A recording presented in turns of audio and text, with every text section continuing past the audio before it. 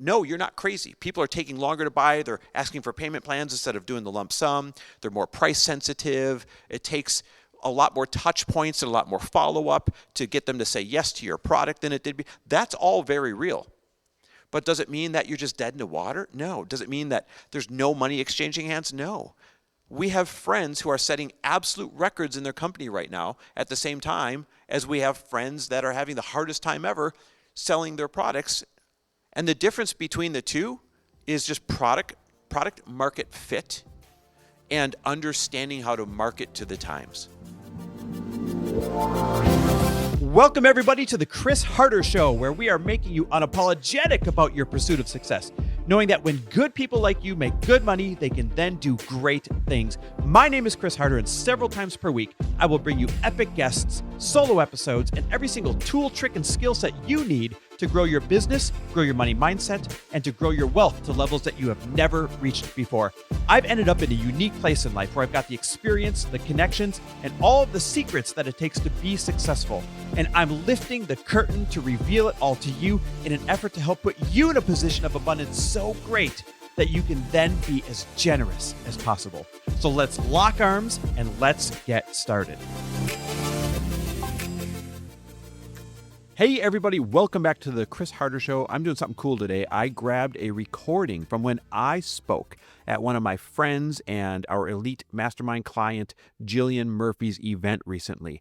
And I talked about everything from the economy and how to spot opportunity and my struggle the past 12 months with my stroke and tearing my bicep and everything else crazy going on, and how I got through that and how you can be resilient. And, just one of those episodes where if you're feeling like you have any hesitation about what's coming up, then this will show you that no matter what you're afraid of, there is a way around it and how to get around it. And she was gracious enough to not only have me speak at her live event, which was awesome. Definitely go check out what Jillian Murphy's doing.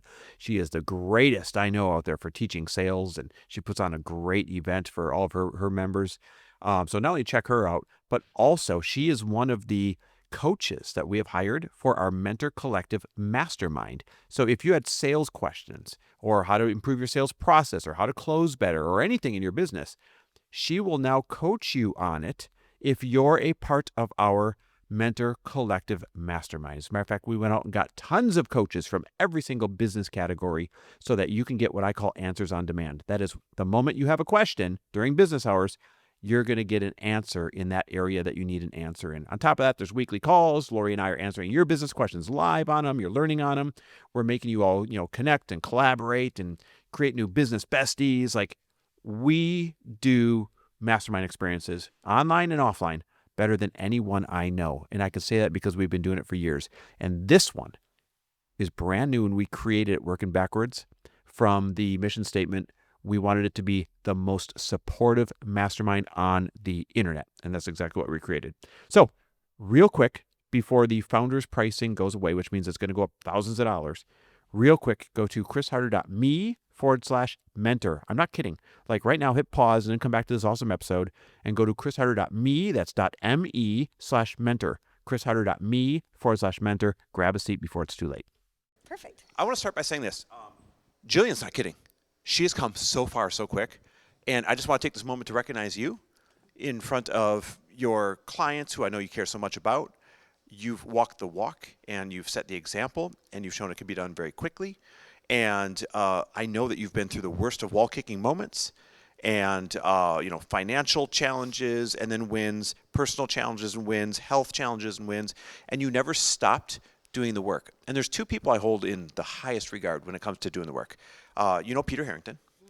He is another guy that's just had challenges like his whole life, but he does the work more consistently than anybody I know, and you do the work and keep showing up more consistently than anybody I know. And the two of you I hold in the highest regard of anyone who's ever come through any of our programs because you just stick with it and you keep moving the needle in a very tangible way. So round of applause for Jillian.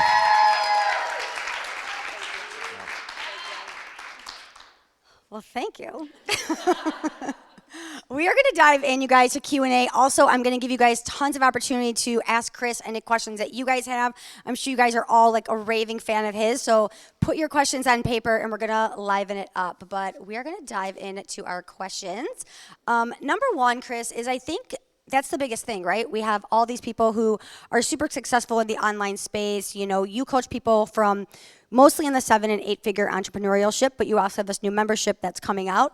What is the biggest difference that you see from people who are at $100,000 to 7 and 8 figures? Their risk tolerance and what Lori would call your comeback rate. Let's start with the risk tolerance. If you spend all your time trying to mitigate what you think might go wrong, you're still going to have things go wrong, and you're not going to get started. You're not going to be able to stop the inevitable failed launch, the inevitable canceling, you get canceled, the inevitable financial like these things are going to happen to you no matter how well prepared you are. So where I see people hold themselves back and slow down their journey from 6 to 7 figures is in thinking that they have to prepare and over-prepare, and instead of just getting it out there and letting the market tell you, was that a good decision or a bad decision? Your best friend is the market, the very people you're marketing to. If your audience votes with their dollar and says, hey, that thing sucked, I didn't respond to it, I didn't want it, which has happened to us plenty of times, then that's not a bad thing. It might be bad if you're counting on that money. But aside from, it's not a bad thing. It's a good thing. It redirects you to go back to the drawing board really quickly and innovate. And innovation is your absolute friend. Matter of fact, innovation is your best friend, whether you have no momentum right now and you're trying to figure it out, or whether you have all of the momentum right now and you want to get to the next level. Because if you stop innovating, that'll be the death of your company.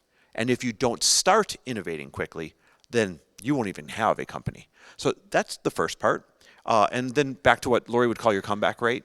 When these bad things happen, the story you tell yourself about getting back out there is what's going to determine how quickly you get back out there, step up to the plate again, and maybe hit a home run this time. And what I mean by that is if something goes wrong and you tell yourself, I'm not cut out for this. Or if something goes wrong and you tell yourself, see, I knew I wasn't destined for this. Or if something goes wrong and you say, that's it, my product sucks or I suck, and it stops you from stepping up to the plate again, well, you've sealed your own fate in that case. Or if you spend too long kind of just wallowing in it, poor me, poor me, poor me, then somebody else in that same amount of time who cares less about sitting in the hurt of it and cares more about innovating and getting back up, they're going to take your place and they're going to get your customers. So the quicker that you can kick yourself back in the game, and you don't have to do it alone. That's why you're in a room like this. That's why you have Jillian as a coach. It's why you've got the people sitting to your left and sitting to your right. The quicker that you can do whatever it takes to bounce back from that setback, then that's going to be the difference between the people that stay stranded in those 6 figures or transcend into those 7 or 8 figures. Yeah, and we actually talked about this, I think it was last year in the mastermind. It was like there's 2 camps, right? If there's a downward spiral or things aren't working well, it's like, who are you kind of plugging into? So even like talk about that, it's like with what's happening, it's like, where do you kind of listen? Then, can I use a real life example? please. So I love your real life examples. my company, Frello, peer-to-peer lending for small personal loans, came from a real life act of generosity. And I became obsessed. How do I make this same difference that I made for this one individual that I just gave some money to that I didn't even know, changed his life? How do I do that at scale? And that became the idea for the peer-to-peer lending app, Frello. Well, $3 million in 2 years in, building the greatest peer-to-peer, most advanced piece of fintech you've ever seen in your life. 5 weeks from launch, from flipping the on button on, the CFPB, that's the Consumer Financial Protection Bureau, which is kind of like the police for consumers, and they get to make up their own rules. They sued the only other company doing what we were about to start doing into the Stone Ages. And what was worse was that company was our North Star, showing, look how well this works, we're going to do it better. And that company also, for 4 years, operated without any problems, nobody saying anything, and they even had a letter from the CFPB from when they were getting started saying, yes, this is an approved business model, this is fine. So we got direction from our attorneys right away, like, you can't move forward, you'll get roped into this thing. And overnight, June 1st, I think it was, overnight, we went from being weeks away from flipping the on switch on, 2 years of work, $3 million in, to nothing. Absolutely not. There's nothing we could do with this platform in that moment. That was the worst, the absolute worst of my professional career, for sure. And I've had some pretty low lows. And it began a trickle-down effect of all sorts of challenging things happening. Instead of letting those challenges, like I had a stroke, I'm blind in this eye, 50% blind in this eye, all sorts of things. Instead of letting that stop me, or instead of letting that say, oh, well, that's the end of it. We tried hard. We had built the greatest thing, but I guess it's not going to work. My business partner, Matt, was a tremendous resource for saying, oh, well, let's find our pivot and let's go. My friends who have already been in this situation, who have already built massive 8, 9, even 10-figure companies, shared their stories with me. Hey, that same thing happened to me, only it was food products. Hey, that same thing happened to me, only it was real estate. Hey, that same thing happened. And so they were able to give me guidance, and they were able to kick me back in the game. My wife was able to kick me back in the game. My brother was able to support me and kick me back in the game.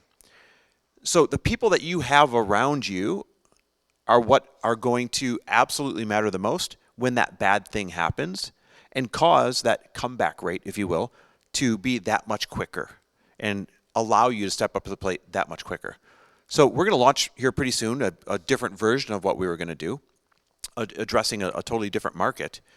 But in many ways, it's even better than what we were going to do. And that's usually the punchline. That's usually the joke on you, is it's really just kind of redirecting you to the direction that you were supposed to have been going all along. And so is it fun? No. Will it feel like the worst thing that's ever happened to you? Sometimes. Will it have other bad side effects? Like, does it end with your setback, or can that setback cause other? Yeah, it can. Guys, it can get really bad. But it doesn't mean that you sit in it and that you just throw your hands in the air. So if that kind of stuff can happen to individuals like myself and all my friends, and we can keep going, then whatever happens to you, you can keep going too, for sure. You know? So good. Yeah, you guys start putting your questions together too. Okay, so this is actually a question that's come up a lot in the Infinity program, but not as much over the last couple of days as we've been dialed into learning. But it feels a little different right now in the economy. Sales feel a little bit harder. Feels like it's a little bit harder to sell. People are buying differently. Is this a story we're making up, or is this a real thing? It's both. It's both. I wish I had those stats in front of me that I showed at the mastermind. Yeah. Let me give you kind of a quick state of the union, if you will, of what's going on.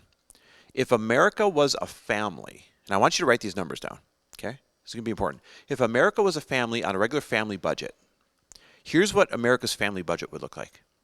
They would make $49,000 a year as a household income. So write down $49,000. They would be $330,000 in credit card debt. So write down $330,000 in debt. They would have minimum interest-only payments on that credit card debt of $10,000 a year out of their $49,000 income. And then on top of that, they would have other obligations.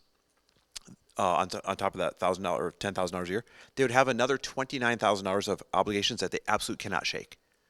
So their outgo before any discretionary spending, before going out to dinner, before buying a piece of clothing, before doing anything optional, their mandatory outgo on their $49,000 salary would be $39,000 of it already spoken for. And they're expected to feed their kids, clothe their kids, do all these other things on the remaining $10,000 a year, while being $330,000 in debt. That family, if that was your family, what would you say about that family situation? They are what? They're what? Poor. Yes, they're bankrupt. They're broke, right? I think in our mastermind we were like, they're fucked. Yeah, they're fucked. Yep.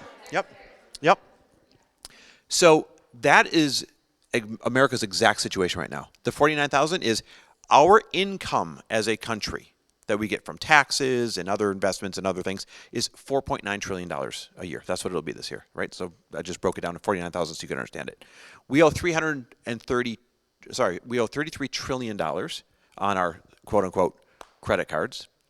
We have to spend $10 trillion, $1 trillion out of our 4.9 trillion a year just on debt service. That means just paying the minimum interest payments on those things. We have to refinance coming up here 10 trillion out of the 33 trillion in about 11 months or so.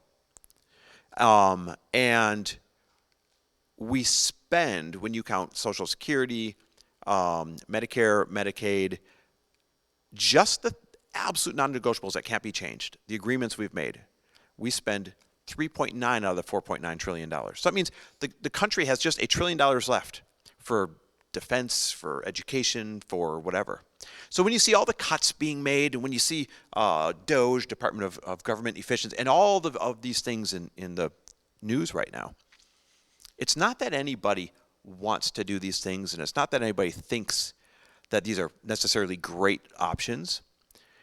America is simply doing what that family has to do, and that is get a second job, like that's what the tariffs are. Get a second job, find more income, and cut the absolute things you don't want to cut. In the mastermind, I use the example of this is where dad doesn't want to lose his country club membership, but he shouldn't have had it in the first place. And this is where mom doesn't want to stop getting hair extensions and her nails done, but she's going to just have to look janky for a while.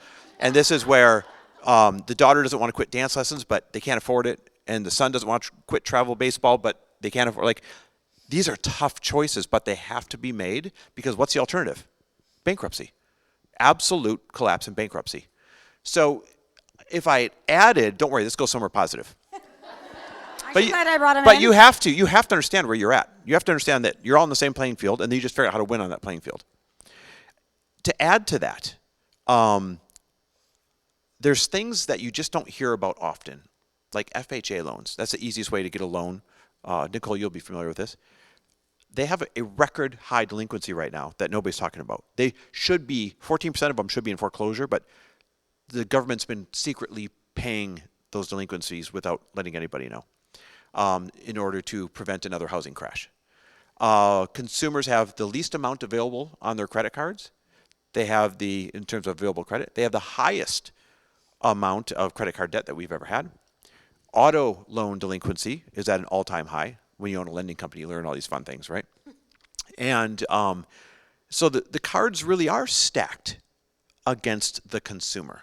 They're not feeling wildly confident right now. They're not feeling great. So when you make that offer, if you're experiencing less people buying, it's because they are dragging their feet in making these purchasing decisions, some out of necessity and some out of fear.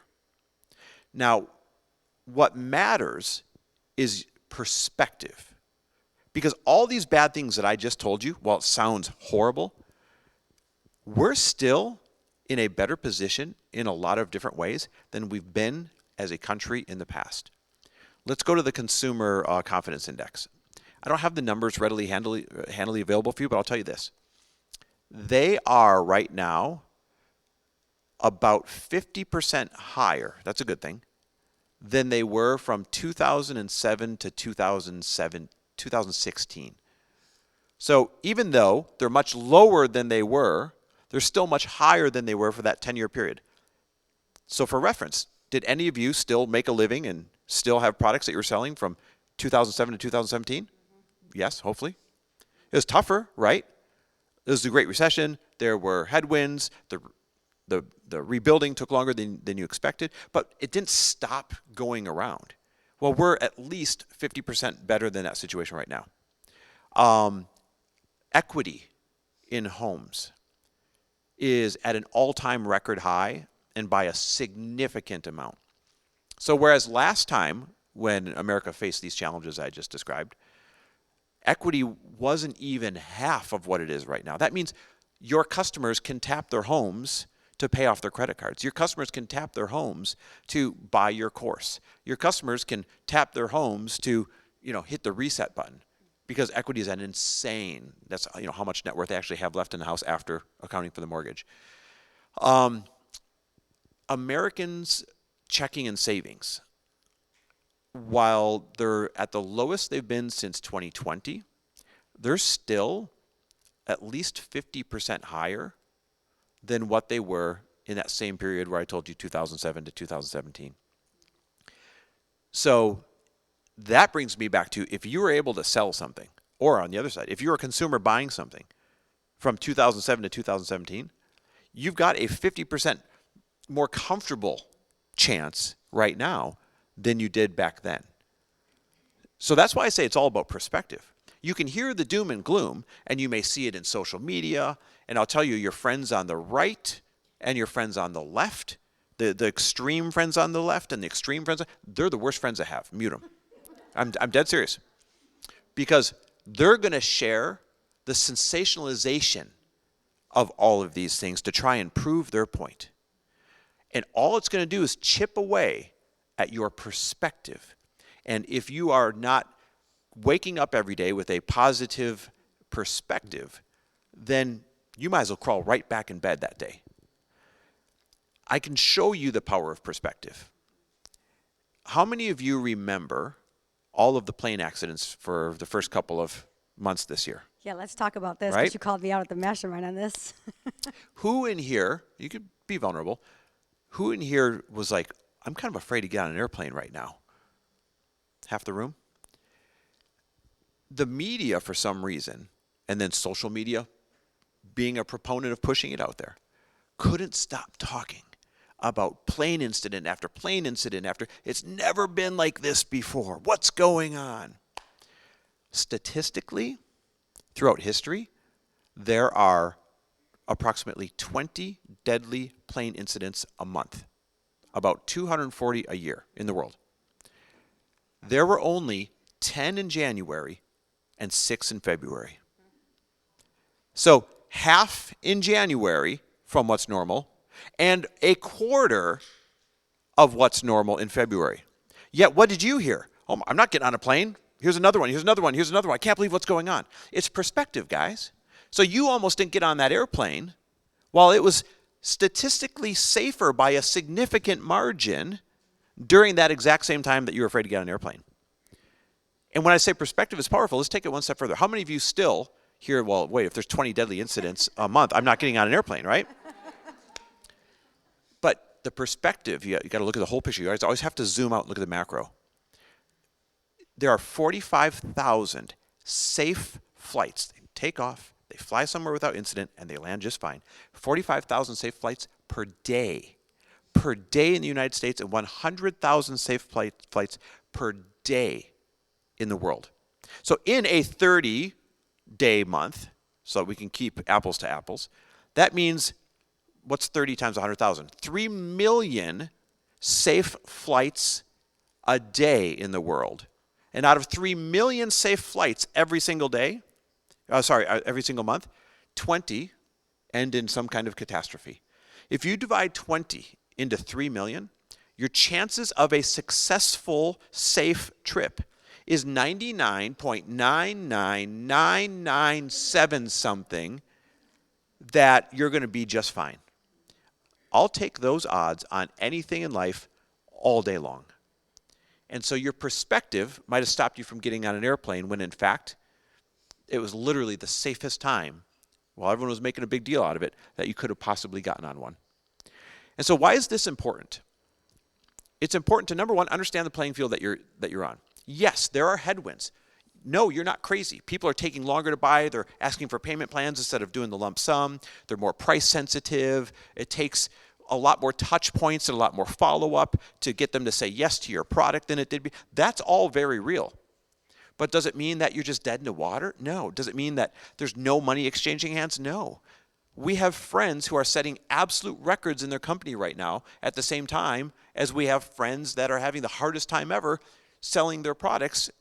And the difference between the two is just product market fit and understanding how to market to the times. So you may, in times like this, have to change your messaging. You may, in times like this, have to sell a product that maybe you don't love selling. Maybe it's not your favorite product. Maybe you're sticking with something for a year or two longer than you wanted to stick with it. Maybe you're dusting off an old product that you knew always sold and is the perfect price point right now. I'll give you an example. I've got a friend, he finances courses and masterminds and all that stuff, and they do a ton of volume. I mean a ton of volume. I think they're upwards of $50 million a month that they finance right now. And so that means like if you were selling this thing, instead of you doing a payment plan, he does it for you. And so they see all the delinquency rates, and they see all of the trends going on. And he said the high-end ticket space has absolutely come down significantly. And the sweet spot that is thriving right now is the $2,000 to $10,000 range. The $2,000 to $10,000 range. He said for some reason it is just pumping out money right now. So when you know the statistics, all you got to do is configure your message and configure your product to fit into what is working right now instead of battling against what isn't working right now. Make those necessary adjustments even if you don't feel like it right now, even if it's not aligned, even if it, like, sometimes we just get so stuck on, well, I'm not in that season anymore. Well, really? I'm in a season of making some fucking money, right? So sometimes you just got to do what you don't want to do, and you'll be just fine getting through these tighter times. It was such a great way to end it because, I mean, we've had this conversation many times, so I absolutely love that. We have a couple in the room, like a husband and wife team, but we have a lot of people in the room, obviously, who have partners. Let's talk about when you are in the business and you guys are like building it at the same time. How do you and Lori do such a great job of carving out time to make sure you're still getting in the gym, getting in your walks, but more importantly, still getting in the time for you guys when you're in the growing season? Because we've had a lot of people talk about they're not in the growing season, they're in the flow season, but you guys are in like the hustle grind season. The worst of it. The worst of it. Let me frame it for you guys. And this is such a great question. Lori has a startup, and there's a difference between having a business and having a startup. These are two very different worlds. Lori has a startup. It's Glossy. It's finally doing well after 3 years of shit. What do? I go and I start a new startup. About a year after Lori starts hers, and you already heard my story. On top of that, we run our personal brands, which are two rather large businesses in themselves, and then all the other things that we have going on. Nobody in here is more busy or less busy than the person next to them. It's all just different types of busy, right? And in this type of season, when the odds are stacked against you, you have to, number one, understand what your priorities are and cling to them, because there will still be enough time to build the business and do the responsibilities that you need to do after first putting your priorities on the calendar. I'll give you an example. If the IRS is listening, I still live in Arizona. But just within this room, we mostly live in California now. And Mom moved out here full time this year. At the same time as Lori and I are like, we just want to be in California most of the time now. Because before we were splitting 50-50. So what's a priority for me? A priority for me is to make sure I spend as much time with Mom and Nick and Taylor, who's Lori's brother, who lives at, like, everyone but us lives here. So I still fly back here approximately every 2 weeks by putting it on my calendar first, and then build everything else around that. I'll pop in for 24 hours, I'll pop in for 48 hours, and I mix business in around it. So on this trip, I got to do my priority. I got to see Mom. I stayed at our house last night. Got to see Nick last night. Got to see Taylor, my new nephew, all that fun stuff. But then also, I build this in. Tonight I have a business meeting for Frello. Sometimes I'm building in podcasts. Like I'll call Danny and Brianne and say, hey, put together one of these group podcasts that I do because I got to be in town anyways. I've got about 19 meetings probably in a 72-hour period that I'm building in while doing this. Zoom meetings, phone calls. There's time enough for everything if you put your priorities down first. So that's number one. Number two, the size container that you allow for the work that you think needs to be done is really just a myth. I had a boss when I was in banking. This big, tall, 6'5", red-headed, scary guy named Steve. And Steve used to play for the Portland Trail Blazers, so he was super type A. Basketball team, for those of you that. And he would give us the most impossible deadlines ever to hit. And I'd say to him, why do you give us these impossible deadlines? There's no way we can get this stuff done on time by the time that you want it done. And he'd say, if I gave you a container this big, or if I give you a container this big, you're going to let the necessary work swell to fit the size of the container I give you. So I give you a container this big. And guess what? I hated him and he was right. Right? Two things can be true at the same time. He wasn't wrong. And I've taken that and I've applied that to Lori's in my life now forever as one of the most important lessons that you can ever create. So everything is a container. How much can you shrink that container? And how much can you delegate outside of that container that you're doing that you shouldn't be doing? This is probably one of the keys to our relationship, to Lori's and my relationship. There's very few things that we do other than the main needle-moving things. Like, I can't delegate somebody here teaching right now, but somebody's in my email. Someone's posting for me on Instagram right now. Danny and Brianna are going to take this stuff. They're going to turn it into a podcast. They're going to turn it into social media. There's somebody cleaning our house right now. There's somebody, like, I'm not doing, and Lori's not doing any of the other things. And before you say, well, yeah, you've gotten to the point where that can be a reality. No, we are at the point where that's a reality because that is what we adopted from day one. I'll give you proof. When we were financially starting over from way below zero in this tiny little studio apartment in uptown Minneapolis, this was 2009, 10, in there, 2010. And I mean from below zero. Conventional wisdom would have been, well, you don't hire cleaners. Conventional wisdom would have been, you roll up your sleeves and you do all that stuff yourself because you can't afford to hire cleaners. But I remember saying to Lori, because we spent all day Saturday doing laundry and running errands and cleaning the house and doing all this stuff and be exhausted from it. And I remember saying, why are we doing this when we should be working right now? Like, Lori, you have momentum in your online fitness plan that you just started. You've got that gym that you could be at training. I've got this new partnership in this mortgage. Like, there's things that we could be doing with this time right now to make money. Why are we cleaning the toilet and folding the laundry? And so we hired this little cleaning duo. And I remember I paid them $93 a week. And the reason I remember it was $93 a week back in 2010 is because it felt like it might as well have been $9,300 a week at the time to come and do all of that once a week. Those Saturdays that we weren't cleaning, those are the Saturdays that we were hosting live fitness events, or Lori was working at the gym, or we were filming new workouts for the month, or we were doing, whatever income producing thing. I was doing financial seminars to bring more mortgage customers into the mortgage bank that I was a partner in. We used those Saturdays wisely instead of wasting them doing stuff that somebody else that's willing to accept less than you're willing to accept would do those things for. And this is where some of you get uncomfortable. The truth is, every one of you have an hourly value. Most of you, one, don't know what it is, and two, don't stick to it. And it's a very easy math equation. One, you figure it out by, here's what my financial goal is this year, divided by the number of weeks that I want to work this year. Hopefully it's not 52. That's not a life. Divided by the number of days per week you're willing to work, 5, 6, 6.5. Divided by the number of income producing hours per day you're willing to put in. And that spits out your hourly worth. So let's say that number is $200 an hour.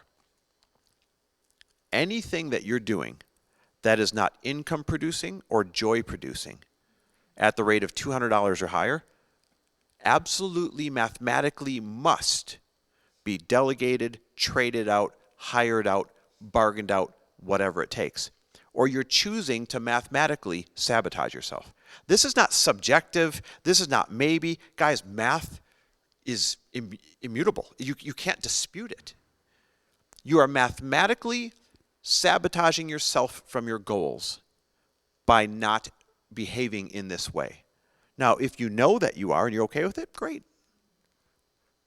But once you know what this value is, and you've got that choice, if you're saying, why can't I get over here? But you're still continuing to make that choice where you're doing the things you shouldn't be doing because they're below your hourly value, well, that's on you.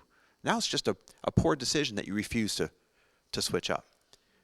So it's probably a lot of random things, but that is the basis to what allows Lori and I to do the priorities, which is our daily dog walks together, getting workouts in together so that we stay healthy, we stay fit, seeing family, the things that bring us the most happiness.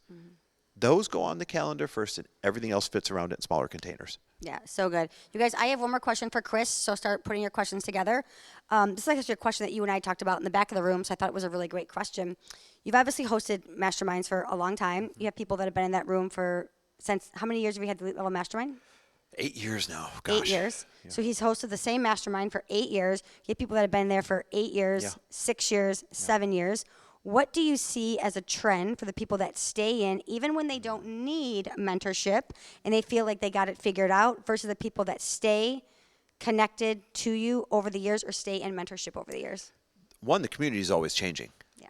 And when the community is changing, now you're getting new ideas that you wouldn't have gotten if you bailed out after a certain, year 1, year 2. Because when somebody new sits next to you next year and they have a different perspective on the world, that diversity in ideas, that diversity in skill sets, that's what you're looking for. So don't leave the container that allows you to meet these new people. That's number one. Number two, every year you should be becoming a different person. So even if you're in the same program, you're showing up as a different person that has new things to learn, new needs, new desires, new levels. And as long as that room continues to challenge you in terms of the levels of where you want to go, then it'd be silly to leave a trusted resource where you already know what you're going to get. Somebody in the mastermind just asked me, they're like, I've got this billing company. They've been doing my billing for 6 years, and I'm so mad at them. They just raised the percentage that they take by 20%. And I thought, oh my God, that's a lot. I go, like, what are the real numbers? They raised it from 5% to 6%. Right? So I guess technically the math is 1% of 5% is 20%. But like, talk about looking at the worst case scenario, right? So I go, all right, so they raised it 1%. They raised it 20%. It's robbery. And I said, okay, what are your alternatives? And they said, well, I interviewed this other company. They're willing to do it for 4.5. They've got some bad reviews, and we'd have to move everything over. It'd probably take a couple of months. But he gave me this whole list of he was basically telling me his company sucked, but it was 1.5% cheaper. And I said to him, I said, you are out of your mind. The fact that you would risk moving over to a different container where you don't know what you're getting, when you are happy with the container that you're currently at and you're just upset that they want to charge you a little bit more, that is a risk that I would not take. Certainty is invaluable. Certainty is invaluable. There's that saying, the devil you know is better than the devil that you don't. Now, that means usually people use that terminology when maybe you're afraid to leave a relationship, you're afraid to leave a bad situation or something like that. And they're saying the reason why you don't leave is because you become comfortable with the devil that you know, because the devil that you don't is scarier. Well, in this case, the devil you know is better than the devil you don't from a positive connotation. I will take certainty in knowing what I'm going to get from a team member, from a business partner, from a mastermind, from a coach, over rolling the dice and having no idea what I'm going to get and running the risk that that's going to cost me a month, a quarter, a year worth of income, development, profit, whatever it may be. And I'd say the other part of your question is you just don't make lifelong relationships in a month, in a quarter, even in a year. Once in a while you meet somebody and you're like, that chemistry is undeniable. You're probably friends in another lifetime. But for the most part, developing true ride or dies where you have each other's back, that takes a few years of showing up for each other and repetition. And the businesses that I've seen come out of there, the partnerships, look at Jim and Justin. Oh my God, beautiful. All of the things that I've seen come out of there in year 2, 3, 4, because these individuals trusted each other and they saw, wow, you really do PR this long or this well over this period of time. Wow, you really are this good at sales. Mm-hmm. There's no match to that. Mm-hmm. And so if you duck out early, you're going to be ducking out on those opportunities. Yeah, and it's so good. And it's such a testament, too, for like even you. Like, I know exactly what I'm getting. I know the room that you're going to curate. I know the speakers are going to be next level every single year. And as you and Lori continue to level up every year, like the room just continues to up level. Like, this is by far the best room I've been in the 4 years that I've been in it. It's absolutely incredible. And it is. It's like I've even seen relationships with people that I've been sitting next to for 2 years. And it's like just this year, it's been like, we should get to know each other better, right? It's like, it does take that time, so I actually love that. I've watched you make friends with people that you weren't friends with. And I don't make friends easy. 2 You know years this. ago or 3 years No. ago. You know what I No. mean? That's right there is proof in itself. Guys, it just takes a while. Yeah, so good. Thanks for listening. And if you loved this episode and know of someone else who is as successful as they are generous, please pass them on to me. It would mean the world to me if you help me get this cause and this message out to as many listeners as I can. So please, if you liked what you heard, it goes a long way if you take 30 seconds and leave me a 5-star review and share this with your friends. I'll be forever grateful. And until the next episode, cheers to your success.